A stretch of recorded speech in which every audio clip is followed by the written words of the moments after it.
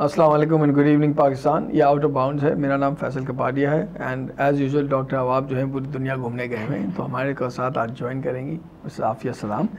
And आज का हमारा टॉपिक है जो फीटसेस मिले हैं मंजूर कॉलोनी में जी। आप प्लीज़ बताएंगे इसके बारे में। देखिए, इसकी पूरी स्टोरी अभी कंक्लूड नहीं हुई है, इसकी तफ्तीश हो रही है, लेकिन जो कहानी थी ये बहुत भयानक किस्म की कहानी है कि एक कचरा कुंडी में बर्नियों के अंदर फीटसेस यानी कि जो अभी बच्चे पैदा नहीं हुए जी वो मिले हैं। मुख्तलिफ किस उम्र के, कितने महीने से? 3 महीने से कुछ 7-8 माह तक के, दैट मीन्स पैदा होने से बिल्कुल कुछ ही अरसे पहले तक के बर्नियों में मिले हैं। वो वहाँ किसी कचरे वाले को मिले, उसने पुलिस को इत्तला दी, पुलिस ने उठाया है। और जो न्यूज़ रिपोर्ट्स हैं वो ये कह रही हैं कि अब वो कह रहे हैं कि ये फॉर्मलिन के अंदर, फॉर्मलिन वो केमिकल जिसके अंदर प्रिजर्व किए जाते हैं बॉडी रिसर्च हो रही थी उन पे, कि एक्सपेरिमेंट हो रही थी, कि एक ये भी अखबार में आया कि किसी मेडिकल कॉलेज, तो वो रिसर्च ही कहेंगे, रिसर्च हो रही थी तो उनको फेंका क्यों गया ऐसा? यही एक तो ये चीज़ समझ में नहीं आई।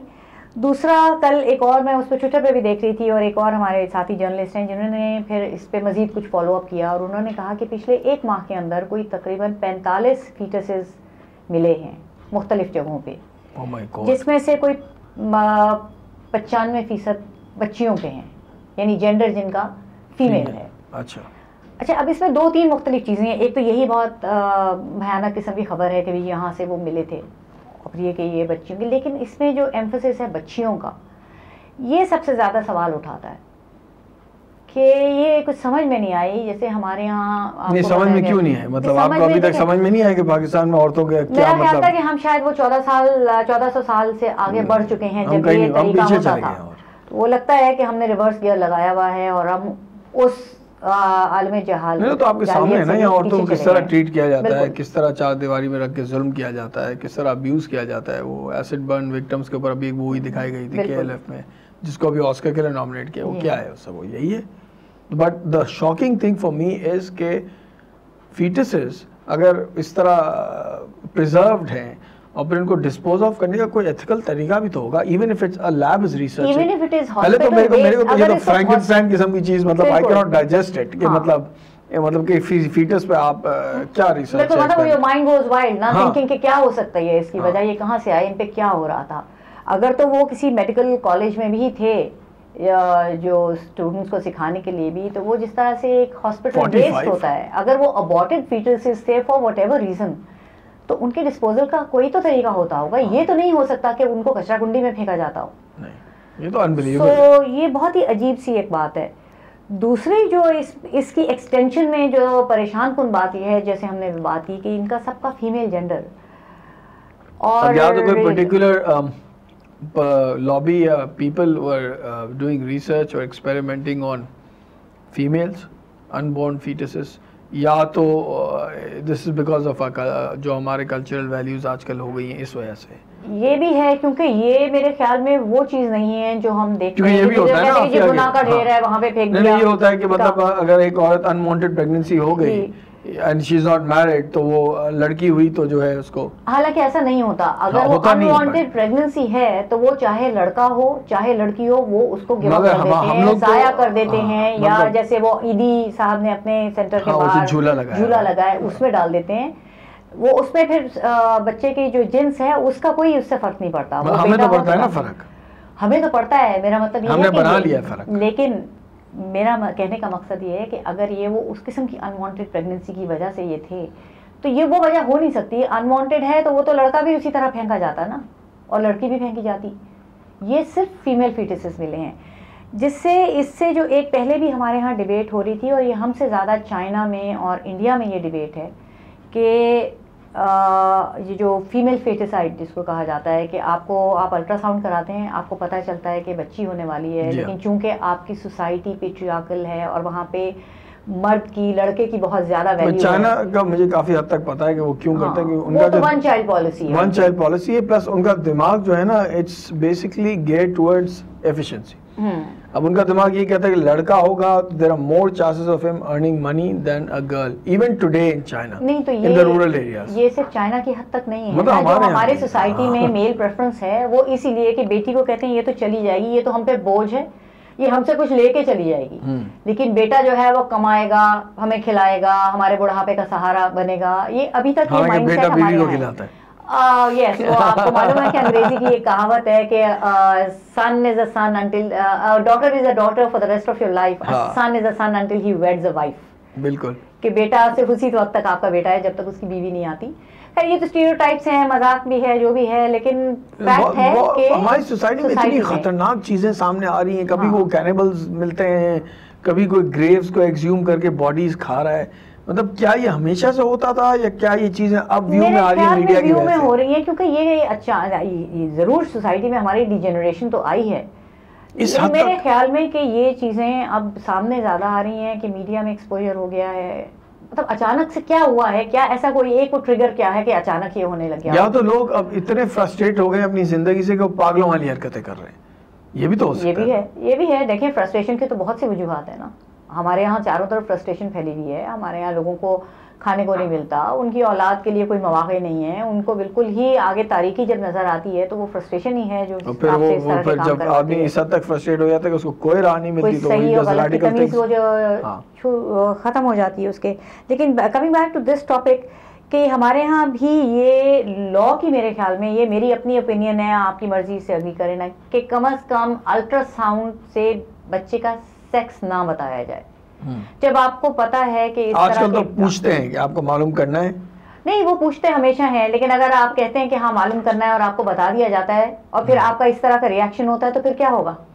यही होगा। अच्छा, I am the last person actually to propagate के लॉ होनी चाहिए। मेरे ख्याल में हम पहले ही ओवर रेगुलेटेड सोसाइटी हैं, लेकिन कुछ समझ में नहीं आता कि जब इस तरह की चीजें इतनी रैम्पेंट हो जाएं तो किस तरीके से आपकी या तो आजकल ये भी तो हो रहा है कि एडवोकेसी इतनी आपकी पावरफुल। अब इसके भी दो वो हैं कि एक तो जो है या तो लोग अबॉर्शन करा लेते हैं, खुदा न खासा अगर पता चले कि लड़की है तो, या तो now they try to use advance medicine to change the sex of the baby. अच्छा, ये पता नहीं यहाँ पे अभी तक ये सिलसिला शुरू हुआ है? यहाँ पे तो नहीं हो रहा, but I have heard of couples going from here outside, and you know that bahar through genetic manipulation you can basically determine a few things about your baby. तो ये भी यहाँ अब ये देखे ना, ये तो साइंस की वो फील्ड है जिसकी अभी एथिक्स के ऊपर बहुत बड़ा क्वेश्चन मार्क है। जिस तरह आपके स्टेम सेल्स वगैरह, तो हमारे यहाँ तो जो क्वेश्चन मार्क क्या, आपके पूरे का पूरा गांव है जिसका गुर्दे बेचे गए हैं। ऑर्गन टूरिज्म उसको कहलाया जाता है। पता नहीं ये किसका क्रूल किस्म का लफ्ज है, लेकिन इसको ऑर्गन टूरिज्म कहा जाता है। तो हमारे यहाँ तो वो एथिक्स की डिबेट जो है वो जब तक हम लोग इसको बिल्कुल सामने नहीं लेकर आएंगे इस तरह के काम होते रहेंगे। लेकिन अभी इस स्टोरी को मेरे ख्याल में हमें छोड़ नहीं देना चाहिए, इसको फॉलो करने की जरूरत है। Proper investigative journalism behind this कि क्या था, and not only that, it has to be traced back to where it came from, और फिर उनसे पूछा जाता है कि हमारे यहाँ सबसे बड़ा प्रॉब्लम आजकल ये कुछ भी ऐसा होता है अकाउंटेबिलिटी नहीं है, बिल्कुल नहीं है, किसी इंस्टीट्यूशन की भी नहीं है। और दूसरी हमारी मीडिया में भी जो है ना, हर चीज़ एक 9 डेज वंडर होती है, उसको किसी चीज़ को हम एक लॉजिकल कंक्लूजन तक नहीं लेके जाते। फॉलो अप की हमारे यहाँ बहुत कमी है।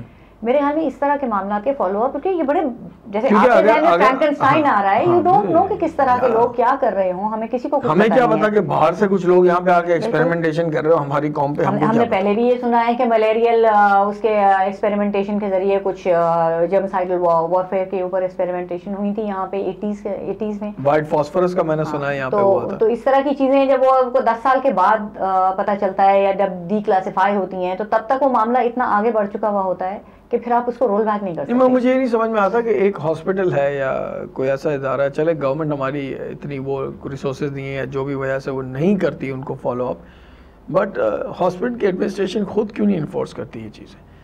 मतलब how can you be a doctor? देखिए, एक तो डॉक्टर होता है वो हिपोक्रेटिक ओथ लेता है जिंदगी बचाने का, तो आप डॉक्टर हो कि मतलब इस किस्म की चीज़ में आप इन्वॉल्व हो, पर्सनली भी कैसे हो सकते हो यार? How can you tolerate this? Foetuses की अबॉर्शन तो या तो कोई उस वक्त कोई मिसकैरेज या स्टिलबॉर्न वगैरह तो समझ में आता है, वरना अगर क्यों समझ में आता है? मतलब क्या हमारे लॉज अलाउ करते हैं कि हम उनकी प्रेजेंस तो समझ में आती है। आई एम नॉट सेइंग कि उनके ये इस्तेमाल और ये उनका डिस्पोजल ये तो किसी तौर पे समझ में नहीं आता। ये तो इंसानियत ही नहीं है। और इससे प्रोग्राम शुरू होने से पहले आपने बड़ी इंटरेस्टिंग बात की थी कि ये फीटसेस के बारे में भी कोई गाइडलाइंस होती होगी, लॉ तो होगा, कोई ना क्या कोई होगा कि क्या होता है जब कोई आपके अगर अबॉर्टेड फीटसेस होते हैं तो हॉस्पिटल मतलब का राइट होता है। फर्स्ट करेंगे if I don't want a baby for whatever reason and I opt for adoption, abortion, sorry not adoption, I opt for abortion, तो फिर उस अबॉर्टेड फीटस का क्या होता है? एग्जैक्टली।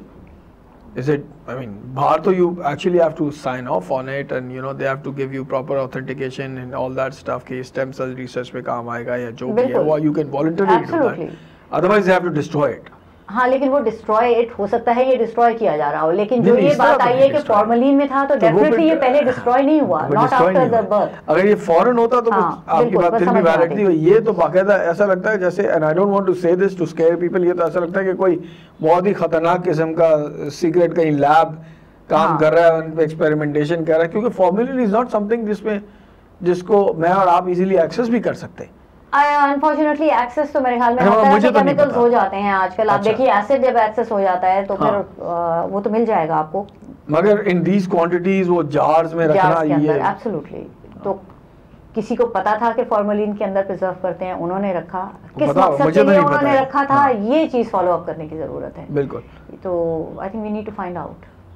तो इंशाल्लाह चलें इस पे, we'll try to keep this topic in focus और इस पे बात करते रहेंगे और फॉलो अप भी देते रहेंगे लोगों को कि क्या हुआ इसके बारे में और क्या इसकी वजूहत थी। And this wraps up our show. तो from outer bounds this Faisal Kapadia और मेरे साथ आफिया सलाम है। Thank you very much. Thank you.